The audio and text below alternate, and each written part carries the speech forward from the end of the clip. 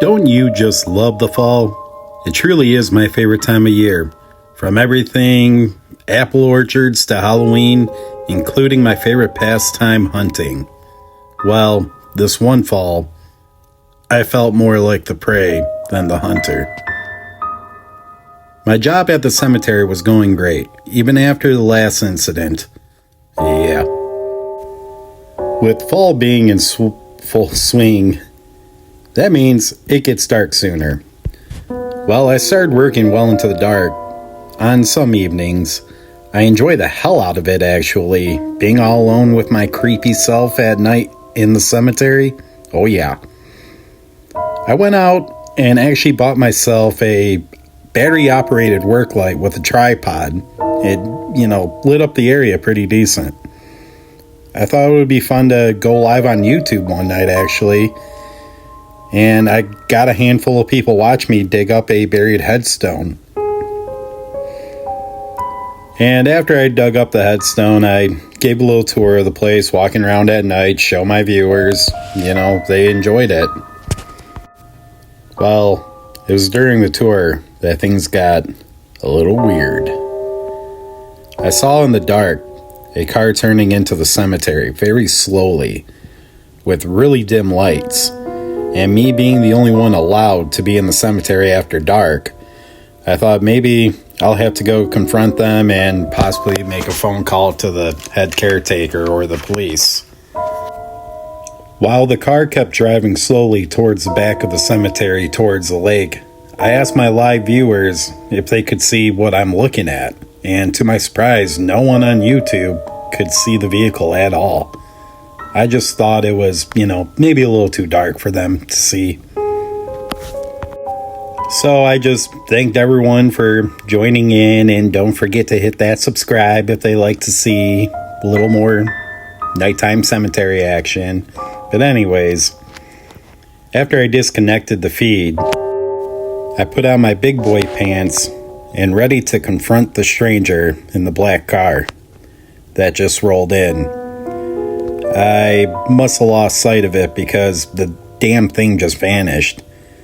I thought it drove off while I was saying goodbye on my live feed, so with relief waving over me, I decided it was time to pack up, get all my things, and head out. While I was bending over to pick up the last scoop of dirt, just then, 10 feet behind me, a car starts up, headlights on, blaring towards me.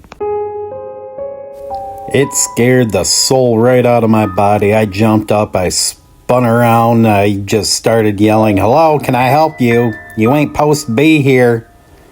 I guess the driver didn't like that and put the vehicle in drive and tore right past me, knocking me right on my ass.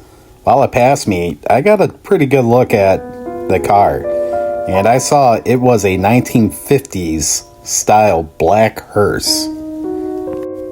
Yeah, I thought that shit was creepy, but what was creepier is that it drove right to the lake and just kind of vanished. No more lights, no more sound of the engine, just nothing, but the only sound I could hear was my overworked heart and my very heavy breathing. I was like, yeah, no, and took off in my whip. The following day, I asked the head caretaker if he's ever seen a Black Hearse driving around here at nighttime, and of course, to my surprise, he said no. I'm like, okay. But he actually did hear stories from the neighbors that live by that sometimes at night they hear what sounds like a car accident, and then they could see something driving around the cemetery with dim lights. Well, that made me feel a little bit better. But every time they called the cops would show up and do a little investigation, and they would see no signs of a car accident or a car driving around the cemetery. So, later that night, I took it upon myself to set up trail cams in the cemetery. Trail cam is what you use for hunting. Just to see if I could catch anything. The following morning, I was so excited to see if I caught anything. And wouldn't you know it, I caught nothing. Well, I don't give up too easily, so I stayed late that night and set up shop. I posted up right next to the trail that leads to the lake where I saw the car last.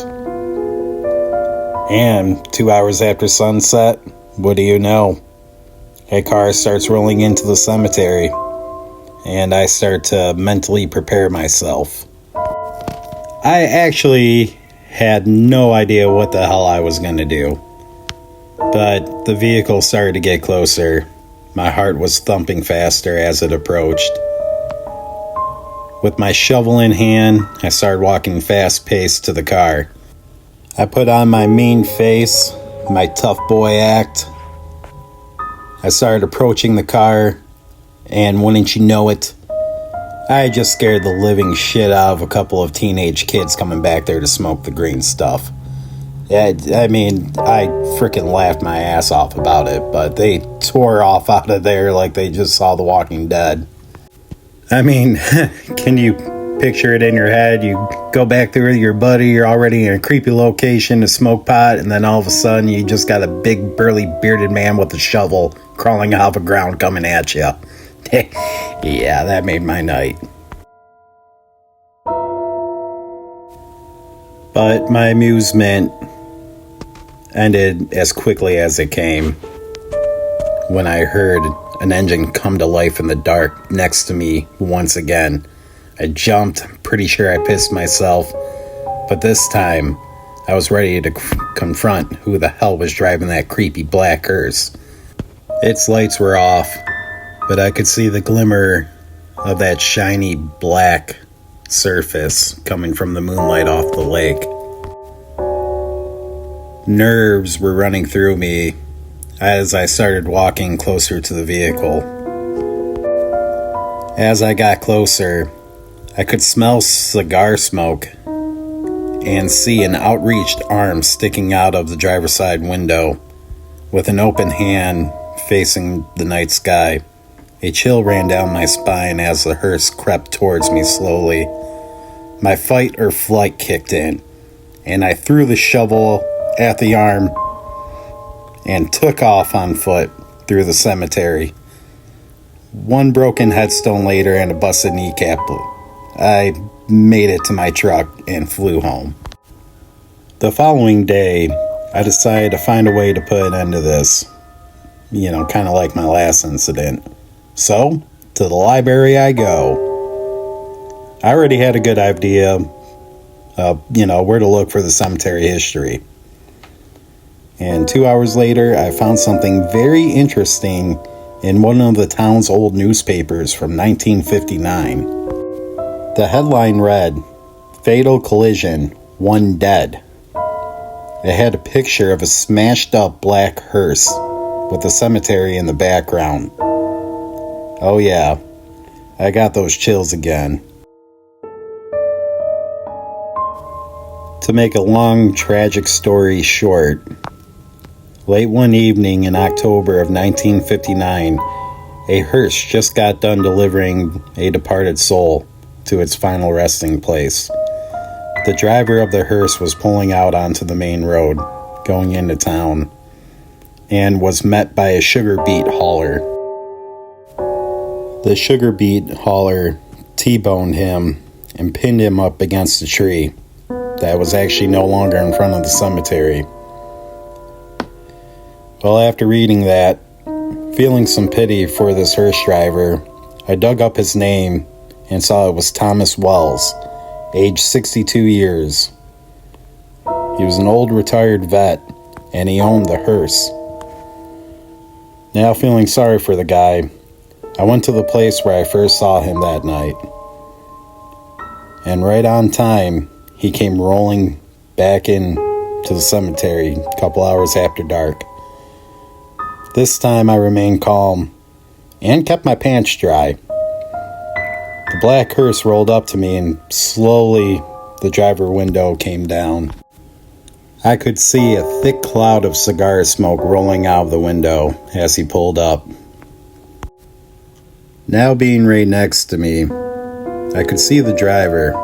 He looked very well groomed with a black suit and matching hat. He reached his arm out the window with his palm up again. Somehow I kind of knew what to do. I pulled out a couple of quarters I had in my pocket and handed it to him. Then he tipped his hat at me and drove off. I was like, that was easy. I just grinned and walked away. Then I felt my foot sink into a shallow hole in the ground. It was a headstone I just uncovered a couple nights ago. And guess what the frickin' name was? Thomas Wells, 1897 to 1959. No shit.